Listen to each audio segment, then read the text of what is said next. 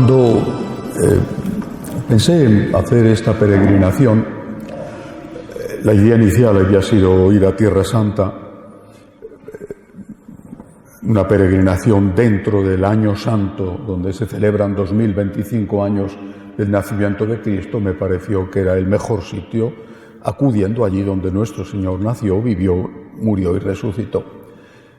Como sabéis, las circunstancias terribles de la guerra, empezando por el secuestro y matanza de tantos judíos y la represalia de los israelitas, una guerra que por desgracia no ha terminado, y con rehenes vivos o muertos que no han sido devueltos a sus familias, aunque intenté retrasar al máximo posible la decisión, llegó un momento en que tuvimos que anularlo.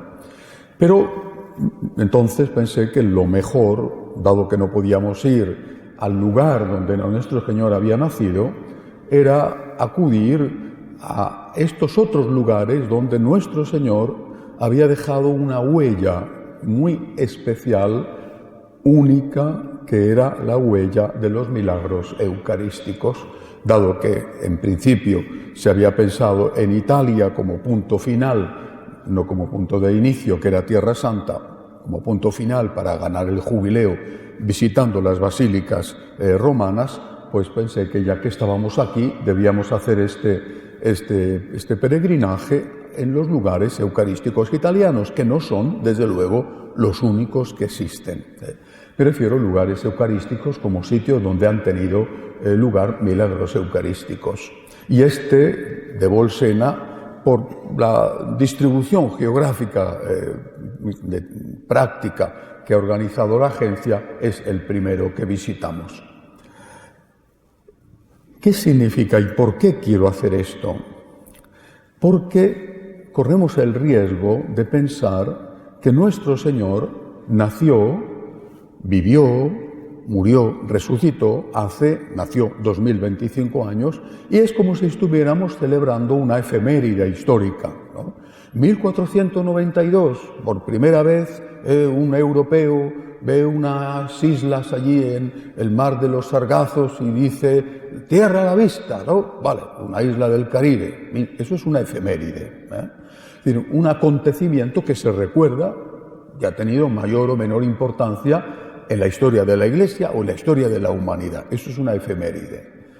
Pero es que el nacimiento de Cristo fue un principio que nunca ha dejado de existir. La Eucaristía es la presencia real del Señor hoy, tan real como cuando le tiene su mamá en brazos en la cueva de Belén, tan real como cuando su mamá le recibe muerto al pie de la cruz, tan real como cuando Santo Tomás, a invitación de Cristo, mete sus dedos en el agujero de los clavos del Cristo resucitado. Y esto es lo que quiero que ustedes recuerden. Cristo está vivo, ha estado vivo desde entonces. No tengo ninguna influencia, sinceramente, y es bueno que no la tenga, que si la hubiera tenido, el Año Santo no habría comenzado el día de Navidad, sino que habría empezado el día 25 de marzo, que es cuando tiene lugar la encarnación del Hijo de Dios y cuando Dios nuestro Señor se hace hombre en el seno de la siempre Virgen Inmaculada María.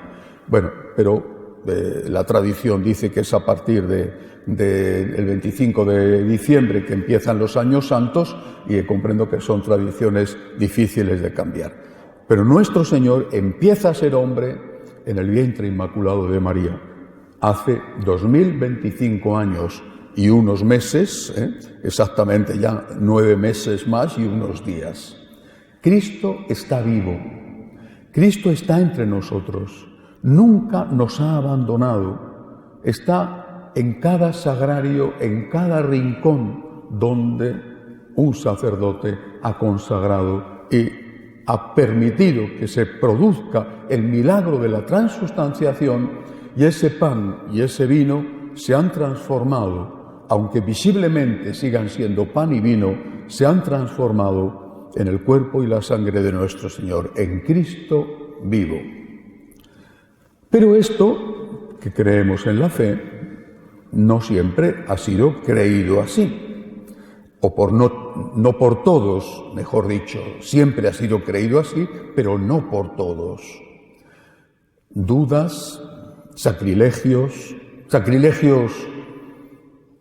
por desprecio a algo en lo que no se cree para ofender a los cristianos, o sacrilegios sabiendo que ahí está el Señor, como por ejemplo los actos satánicos.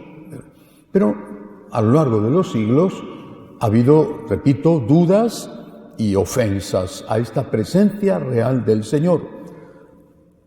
Más débil incluso esta presencia, más débil que el bebé de Belén o que el crucificado del Gólgota, porque es un humilde, sencillo pedacito de pan que se conserva en una caja muchas veces desprotegida y que es tantas veces vulnerada, ofendida, crucificada de nuevo. Así que, recordando aquellas palabras de nuestro Señor al apóstol Tomás, cuando se aparece por segunda vez y le dice: ven, mete tus manos en el agujero de mis clavos, deja de ser incrédulo sino creyente. Y por primera vez un apóstol, no el primero, porque el primero fue un criminal, hoy santo, pero entonces criminal, San Dimas, que es el que en la cruz, estando Cristo vivo, muriendo, y sin, por lo tanto, ningún signo externo de su divinidad y de su poder, regaña a su compañero de crímenes, Gestas, y le dice: ¿no tienes miedo tú a Dios estando en el mismo suplicio? Está confesando ya la divinidad de Jesús. Pero el primer apóstol que confiesa explícitamente la divinidad es Santo Tomás, cuando, visto Cristo resucitado, que le invita a meter los dedos en el agujero de los clavos, cae de rodillas y dice: Señor mío y Dios mío. Quisiera que esto ocurriera en cada uno de nosotros en esta peregrinación. Y quisiera pedir para cada uno, empezando por pedirlo para mí mismo, que si hay alguna duda, desaparezca. Y que si no hay ninguna duda, nuestra fe se acreciente hasta el extremo de que ya no sea ni siquiera fe, sino que sea certeza. Cristo está vivo en la Eucaristía. Y así escucharemos a Jesús decirnos, como le dijo a Tomás: dichosos los que crean sin haber visto. ¿Por qué digo que a lo largo del tiempo ha habido dudas y pecados contra la Eucaristía? Porque todos los milagros eucarísticos, quizá haya alguna excepción, pero desde luego los italianos, los que vamos a visitar, están relacionados o con una duda o con un delito. Duda de sacerdotes, aquí, en Bolsena, delitos de robos, a veces profanaciones por querer hacer daño, como ocurrió, por ejemplo, lo vamos a ver en Siena, en la Basílica de San Francisco, a veces profanaciones por robo, porque estaba conservado el cuerpo del Señor en un copón, en un ostensorio de gran valor, y buscaban el oro de aquel objeto y no hacer daño porque no creían en la presencia del Señor. Pero el hecho de que detrás de cada milagro haya un delito o al menos una duda es también una gran enseñanza. Para mí, por lo menos, la enseñanza es que Jesús, nuestro Señor, no se asusta del pecado. Jesús no rehúye al pecador.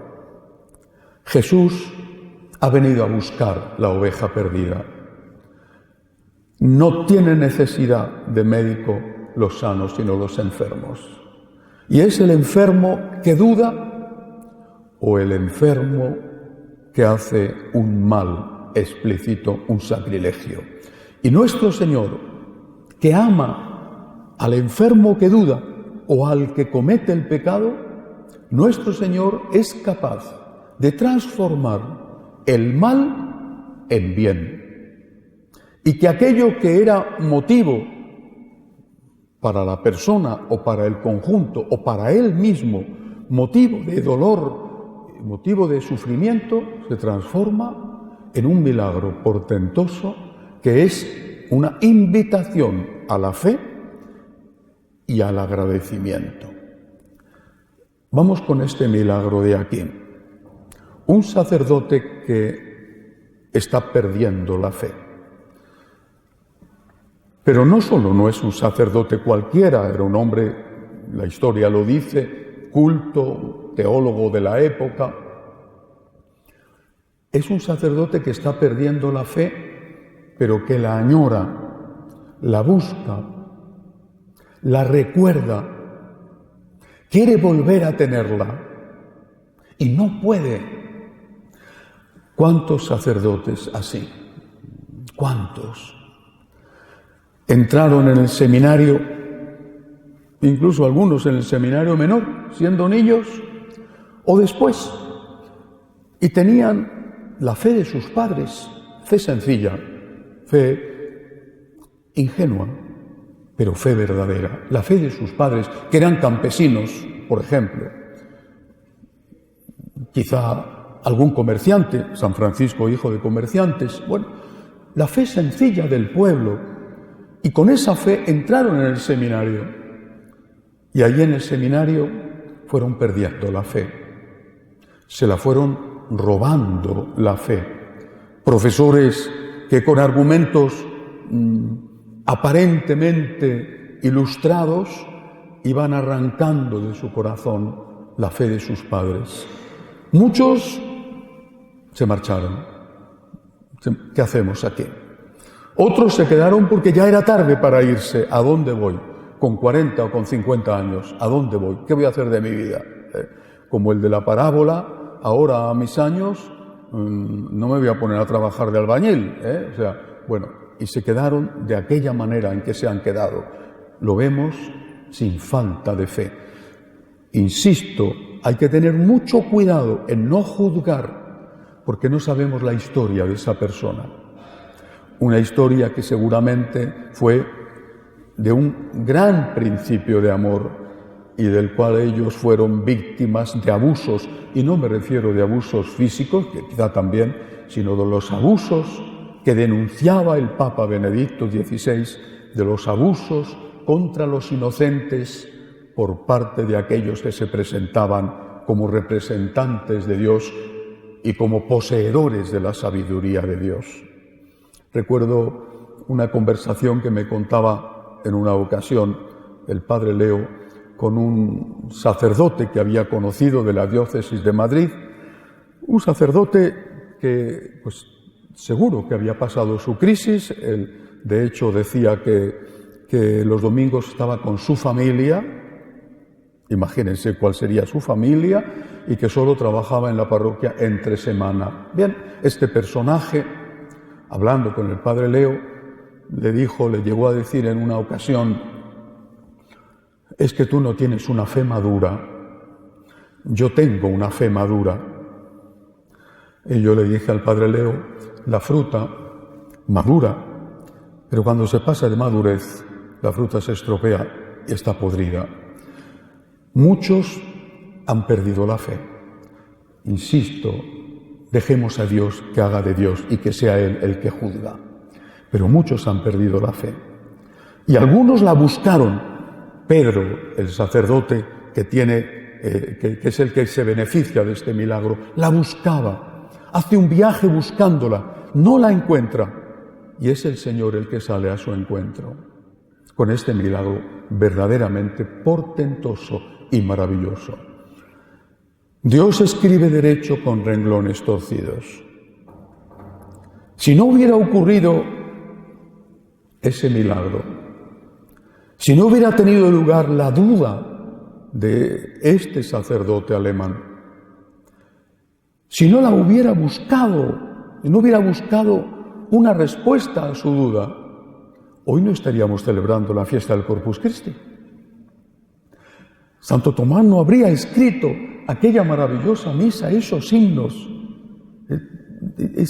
Es verdaderamente extraordinario que de un acontecimiento doloroso, y no digo pecaminoso en este caso, porque la duda no es pecado el rechazo, es decir, dejar la duda para la negación, lo que llamaba ese sacerdote madrileño una fe madura, encima despreciando a un joven sacerdote que mantiene la fe de su familia, la fe de su pueblo. Pues si no hubiera existido esa duda, no estaríamos celebrando el Corpus Christi. ¿Se imaginan el bien inmenso, incalculable, que representa en 800 años casi de la celebración del primer Corpus Christi universal para toda la Iglesia? ¿Se imaginan que no existieran las horas santas, la adoración del Santísimo, las capillas de adoración perpetua? Sí existiría el Señor en el sagrario, eso ha existido siempre, pero todo el culto eucarístico al margen de la misa no existiría, o por lo menos no existiría como ahora. Todo esto es Dios que viene en ayuda de tu debilidad. ¿Qué nos enseña esto?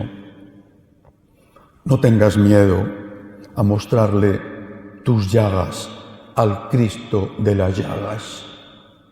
No tengas miedo a mostrarle tus dudas al Cristo que en la cruz dice: Dios mío, ¿por qué me has abandonado? Sus heridas nos han curado. Sus dudas han sanado y han contestado a nuestras dudas. Así que hoy, empezando este itinerario, viendo cómo unas gotas de sangre se conservan 800 años después en una piedra, y cómo, y lo iremos viendo, una forma se mantiene incorrupta. El caso de Siena es espectacular. 2 veces profanadas las formas, incorruptas, 800 años incorruptas. Es para decir: Señor, gracias por venir en ayuda de mi debilidad. Señor, yo creo en ti. Yo sé que tú estás aquí, yo sé que tú estás vivo, que tú estás presente aquí por amor a mí. Gracias, Señor. Yo creo, yo espero, yo amo. Yo creo en ti, yo confío en ti. Yo espero en que tú no nos abandonas. Yo amo. Como agradecimiento te amo, y como agradecimiento a ti amo incluso a aquel al que no me apetece amar. Si aquel sacerdote resolvió sus dudas con un milagro, nosotros, que seguramente no tenemos dudas, pero por si acaso alguno las tiene, aumentemos nuestra fe al ver cómo 800 años después el milagro sigue existiendo. Y cada vez que el sacerdote diga, aunque sea un pecador, cada vez que el sacerdote diga: tomad y comed, esto es mi cuerpo, tomad y bebed, esta es mi sangre, caigamos de rodillas, al menos con el alma, diciendo: yo creo, yo confío, yo espero, yo amo. Yo creo, Señor, que tú estás aquí en la Eucaristía. Yo agradezco que te hayas quedado aquí para ser mi ayuda, mi consuelo, mi alimento. Que así sea.